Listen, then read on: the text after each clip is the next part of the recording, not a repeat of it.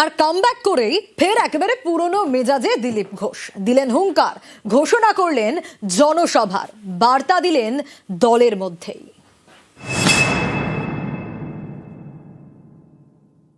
আমার পার্টির তলার কর্মীরা তারা আমাকে কখনো বিক্ষোভ দেখায়নি কোথাও। বিশেষ পরিস্থিতিতে কিছু লোক বাইরে থেকে এসেছে, তারা ওই কালচারে বিশ্বাস, গো ব্যাক, কালো পতাকা, কখন কাকে দেখাতে হয় তারা ভুলে যায়, অভ্যাসটা রয়ে গেছে।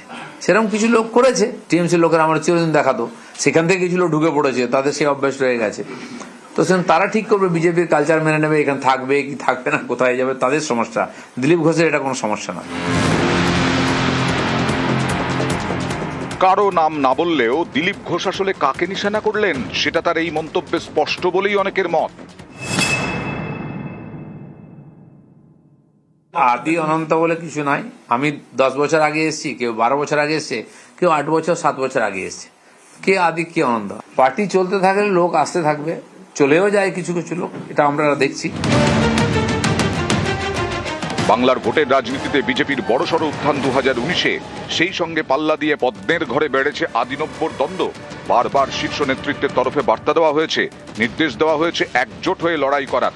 তারপরেও পরিস্থিতি বদলায়নি। 21-এর পরে দলের অন্দরে ক্রমেই কোণঠাসা হয়েছেন দিলীপ ঘোষ। পদ গেছে, দাপট কমেছে। গত বছর দীঘার জগন্নাথ মন্দিরের উদ্বোধনে যান দিলীপ। তারপর বিজেপি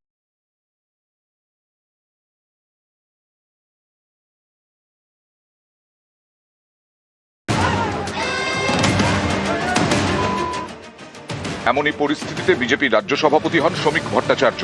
দায়িত্ব নিয়েই বুঝিয়ে দেন দলে আদিনব্যর দ্বন্দ্ব বরদাস্ত করা হবে না।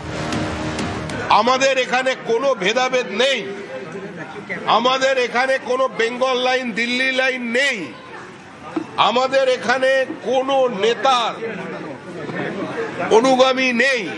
আমরা সবাই একটা প্রতীকের অনুগামী। ক্ষণিকের জন্য কোথাও দূরত্ব তৈরি হতে পারে, কিন্তু এর অর্থ এটা নয় যে সে দলের বাইরে চলে গেছে। এবার বিধানসভা ভোটের আগে দলকে ভোকাল টনিক দিতে বঙ্গ সফরে এলেন অমিত শাহ। সেই শাহী বৈঠকে ডাক পেলেন দিলীপ ঘোষ। প্রায় 1.5 বছর পর দলের কোনো শীর্ষ নেতার সঙ্গে দেখা গেল দিলীপকে। অনেকে বলছেন আদিনব্যর দ্বন্দ্ব মেটানোর বার্তা এতদিন শুধু মুখের কথা হয়েই থেকে গেছে, এই প্রথম কাজে দেখা গেল। এবং দিলীপ ঘোষকে সামনে রেখে অমিত শাহ বুঝিয়ে দিলেন বঙ্গজয়ে একজোট হয়েই ছাপাতে হবে সবাইকে। গোটাটাই হলো 26-এর বিধানসভা ভোটের কয়েক মাস আগে। ভোটের মুখে ফের মেজাজে দিলীপ।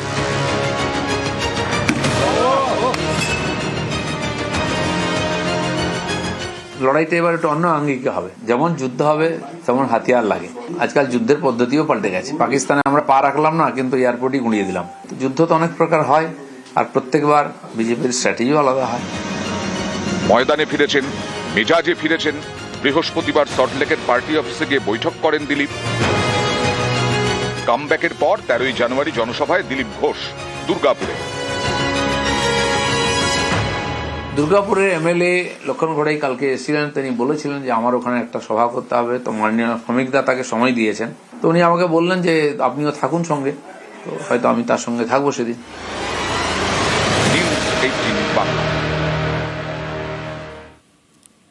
আর এবার নজর রাখবো টার্গেট 26 আর পথে নামছেন অভিষেক বন্দ্যোপাধ্যায়। একেবারে কাল থেকেই, হ্যাঁ, নতুন বছর পড়লো আর কাল থেকেই ভোট প্রচারে অভিষেক বন্দ্যোপাধ্যায়। 24-এর আগে নবজোয়ার যাত্রা ছিল, আর 26-এর লক্ষ্যে আবার জিতবে বাংলা। কি কি কর্মসূচি, কিভাবে সাজানো হয়েছে জানবো। তবে তার আগে আরো একবার জানাই, টার্গেট 26 পথে নেমে পড়ছেন অভিষেক বন্দ্যোপাধ্যায়। একেবারে কাল থেকেই 2রা জানুয়ারি, 1লা জানুয়ারি নতুন বছর পড়লো, আর 2রা জানুয়ারি থেকেই ভোট প্রচারে অভিষেক বন্দ্যোপাধ্যায়। 24-এর আগে কি দেখা গিয়েছিল অভিষেকের নবজোয়ার যাত্রা, আর 26-এর লক্ষ্যে এবার আবার জিতবে বাংলা। আমরা যা প্রত্যাশা করেছি তার থেকে বেশি লোক হবে। সাধারণ মানুষের প্রচণ্ড উৎসাহ রয়েছে অভিষেককে কেন্দ্র করে, এবং আমাদের এখানে যারা দায়িত্বে রয়েছে, যেমন বিভাস সর্দার রয়েছে আর অন্যান্য যারা রয়েছে, আমরা রয়েছি, সবাই আমরা যৌথভাবে সবাই মিলে প্রচেষ্টা করছি যাতে তাড়াতাড়ি লোকজন এসে মাঠে ঢুকতে পারে। 24-এর ভোটের আগে কি দেখা গিয়েছিল? 24-এর লোকসভা নির্বাচনের আগে দেখা গিয়েছিল অভিষেক বন্দ্যোপাধ্যায়ের নবজোয়ার যাত্রা, যার প্রভাব অবশ্যই পড়েছিল ভোটের ফলাফলেও। এবং 26-এর লক্ষ্যে এবার কি একেবারে 2রা জানুয়ারি থেকেই পথে নেমে পড়ছেন অভিষেক বন্দ্যোপাধ্যায়। এবং এবার 26-এর লক্ষ্যে আবার জিতবে বাংলা। আপনাদের জানিয়ে রাখি, আগামীকাল বারুইপুরে এবং শনিবার আলিপুরদুয়ারে সভা রয়েছে। এভাবেই একের পর এক ঠাসা কর্মসূচি থাকবে অভিষেক বন্দ্যোপাধ্যায়। দলের প্রতিষ্ঠা দিবসে ভোট বার্তা মমতা বন্দ্যোপাধ্যায়ের। অপশক্তির কাছে মাথা নত না করার বার্তা মমতার। রক্তচক্ষু উপেক্ষা করে সংগ্রামের বার্তা তৃণমূল নেত্রীর। প্রতিষ্ঠা দিবসে কর্মী সমর্থকদের শুভেচ্ছা বার্তা মমতা বন্দ্যোপাধ্যায়। তৃণমূলের প্রতিষ্ঠা দিবসে শুভেচ্ছা বার্তা, কর্মী সমর্থকদের শুভেচ্ছা বার্তা অভিষেক বন্দ্যোপাধ্যায়েরও।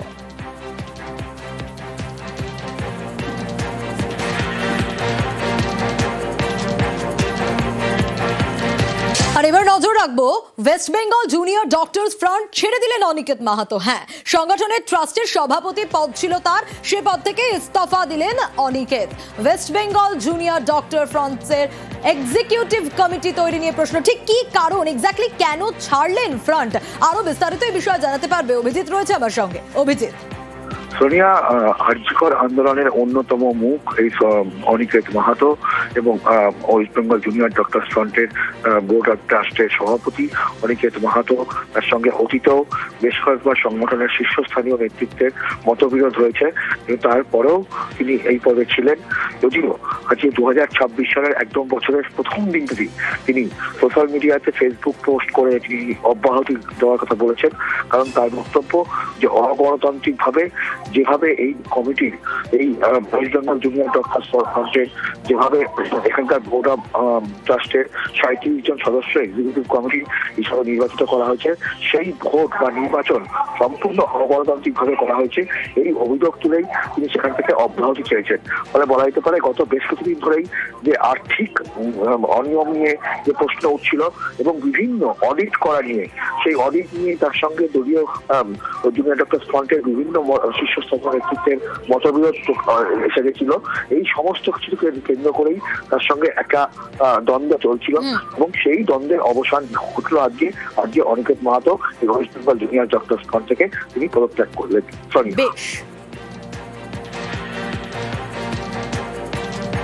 আমাদের ওয়েস্ট বেঙ্গল জুনিয়র ডক্টরস ফ্রন্টের একটা ট্রাস্ট আছে, সেই ট্রাস্টের একটা ডিড আছে।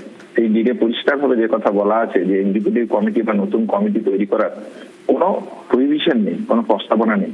তাহলে যদি আমাদেরকে তৈরি করতে হয় তাহলে এই প্রস্তাবনা আনা উচিত। আমি এই জায়গা থেকে চেয়েছিলাম আইনি পরামর্শ নেওয়া হোক, আইনি পরামর্শ নিয়ে এই ট্রাস্টের যে প্রভিশন নেই সেই প্রভিশনটা আনা হোক, নতুন কমিটি তৈরি করা হোক, এই ট্রাস্টের সাথে যে সম্পর্ক তৈরি করার কথা সেই সম্পর্কের জায়গাতে ওয়েস্ট বেঙ্গল জুনিয়র ডক্টরস ফ্রন্টের বাকি যারা সহযোগিতা আমার তারা যেতে সমর্থন হন।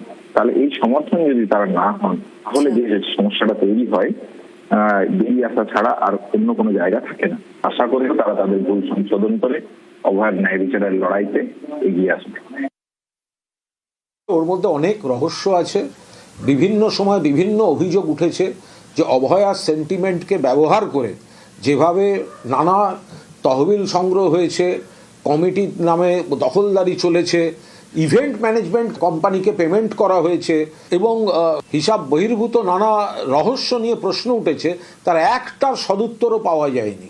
ফলে সেখানে তো একটা রহস্যাবৃত জিনিস চলছিলই। এবার তার মধ্যে ওদের নিজেদের মধ্যে কি নিয়ে কি লেগেছে, কে হয়তো কমিটিতে থাকতে চায়, ওর পছন্দ হয়নি, ওটা তো আর কমিটি নেই, ওইসব ট্রাস্ট কমিটিগুলো তো মধুভাণ্ডে পরিণত হয়েছে।